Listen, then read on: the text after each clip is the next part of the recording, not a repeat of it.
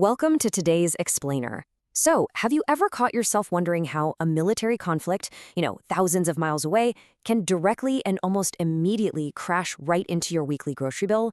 I mean, we usually think of global events in these neat, isolated little buckets, right? A political crisis over here, maybe an energy shortage over there, a food price spike somewhere else. But what actually happens when those buckets completely overflow into one another? Well, today, we're breaking down the massive 2026 geopolitical rupture and the staggering global domino effect it unleashed. We are going to trace a fascinating and frankly somewhat terrifying straight line from a distant geopolitical spark directly to your dinner table. Okay, let's dive into this with our roadmap. 1.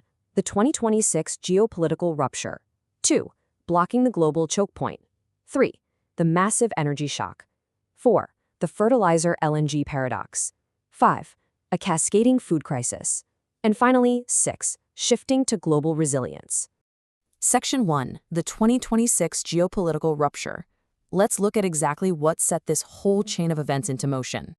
We're anchoring the first half of our explainer today in some absolutely incredible real-time analysis published in the International Journal for Multidisciplinary Research. This paper is great because it offers a completely objective, heavily data-driven look at the underlying fragility of our global energy architecture. It rigorously documents the real-world performance of global trade under immense geopolitical stress, which gives us a super clear window into how the entire system basically reacted when pushed to the brink.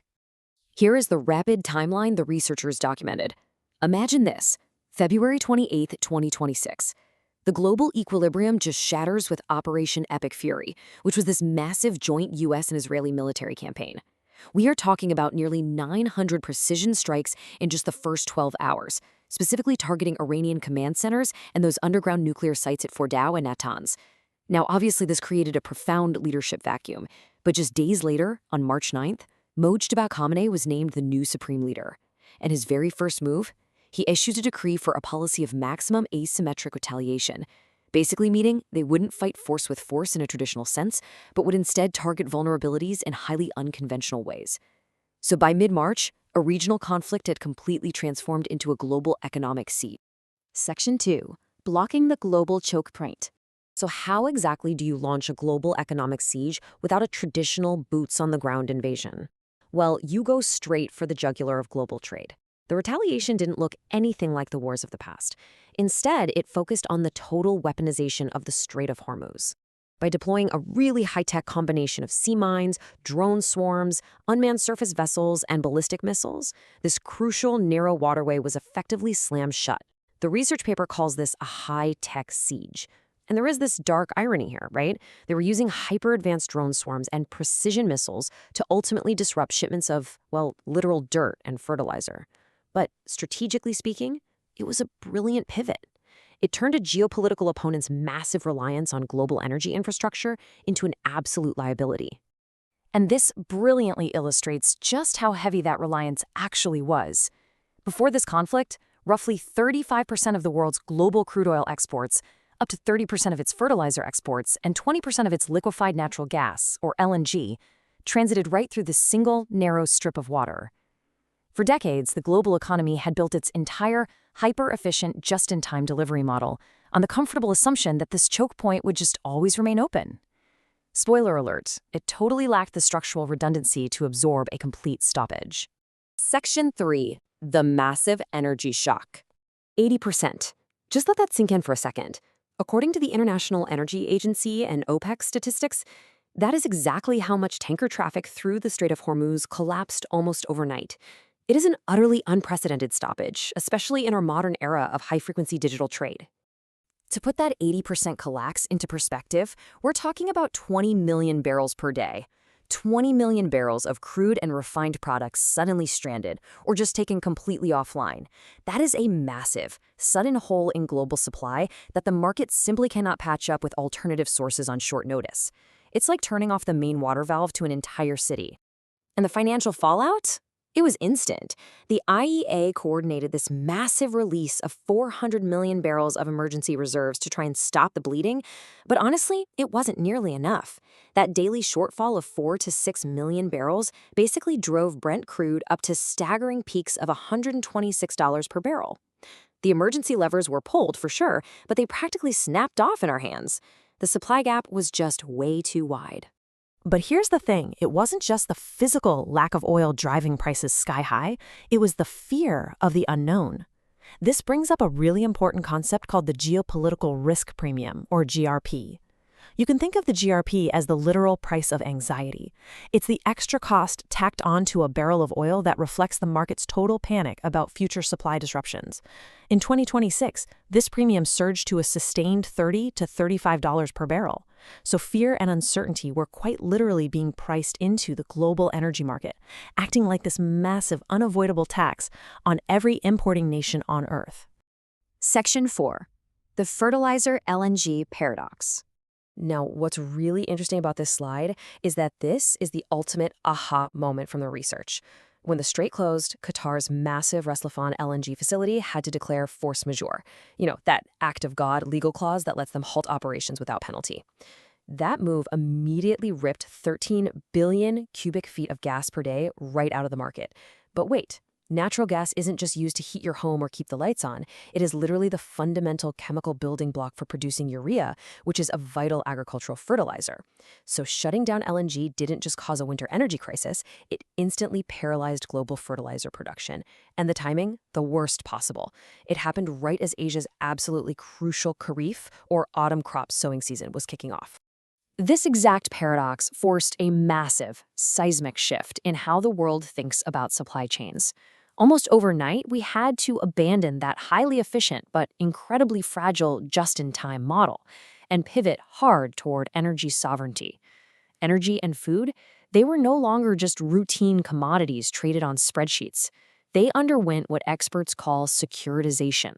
This means governments suddenly woke up and realized that controlling these physical resources is a vital matter of national defense. Pure optimized efficiency was suddenly out the window, replaced by a desperate, scrambling need for resilience. Section 5. A cascading food crisis. Grounding this in some heavy-hitting analysis from the World Economic Forum, Masma Torero, the chief economist at the UN's Food and Agriculture Organization, hit the nail right on the head. He pointed out that the greatest risk here actually isn't that the grocery store shelves are going to empty out tomorrow. The real, terrifying danger lies in these cascading shocks that silently guarantee future crop failures. See, agriculture operates on these long, slow seasonal cycles, so the damage being done to fertilizer supplies today, that won't fully hit your dinner table for months. It's a delayed shockwave. Let's zoom in and look at what actual farmers are dealing with on the ground. Because of that blockade on sulfur and fertilizer exports through Hormuz, farmers were suddenly staring down urea price spikes of 20% on the absolute low end, all the way up to a staggering 60% increase. And keep in mind, they are paying these insane premiums while simultaneously getting crushed by soaring costs for the diesel fuel they need just to run their tractors and irrigation pumps. They are literally being financially squeezed from every possible direction. Let's move to and see how this builds into a terrifying chain reaction that economists appropriately call the supply chain bullwhip. Step 1. Energy prices spike and logistics fail at a major global choke point. Step 2. This immediately causes severe fertilizer shortages and massive cost surges for everyday farmers. Step 3. Unable to actually afford the fertilizer, farmers just use less of it, which directly leads to lower crop yields globally. And finally, Step 4.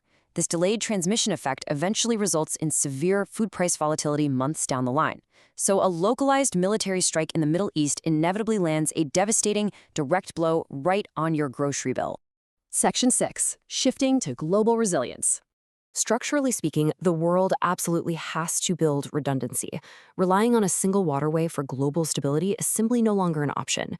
So the research strongly recommends establishing strategic fertilizer and LPG reserves, kind of like the strategic petroleum reserve we already have for crude oil. It also heavily stresses fast-tracking alternative trade corridors, like the India, Middle East, Europe economic corridor, so we can literally just bypass the Persian Gulf entirely. Furthermore, we need a decoupling mandate. This means investing massively in green hydrogen and small modular nuclear reactors so that the future of farming doesn't completely depend on burning fossil fuels. And finally, we need robust, multilateral maritime protocols to protect these vital global lifelines in an increasingly multipolar world. But you might be asking, what about right now? Well, the WEF analysis is incredibly clear on immediate policy mitigations. First off, governments have to avoid the temptation of throwing out blanket subsidies. They are just fiscally draining and usually regressive. Instead, they need to implement highly targeted cash support and rapid credit specifically for vulnerable rural households and farmers. This gives them a lifeline to adjust before the next crop cycle completely fails. We also absolutely must avoid panic-driven export restrictions, which honestly only make global shortages so much worse. And on the international stage, rapid financial support mechanisms like the IMF's food shock window have to be reactivated immediately to help poor countries manage these sudden, crippling import cost spikes. So, we've tracked how deeply, almost unbelievably interconnected our world truly is today. Starting from a geopolitical conflict over one narrow strait, rippling through the energy markets, paralyzing the fertilizer supply, and ultimately jacking up the cost of the food on our plates. I want to leave you with this really provocative thought drawn from the World Economic Forum's analysis. These recommendations we just talked about, they aren't just about predicting some doom and gloom catastrophe. They are about smart risk management. So ask yourself, even if the absolute worst-case scenario doesn't fully materialize this time around, is waiting to build global resilience a risk the world can actually afford? Thank you so much for joining me for this explainer, and I really hope this helps you see the profound, hidden connections shaping our global economy.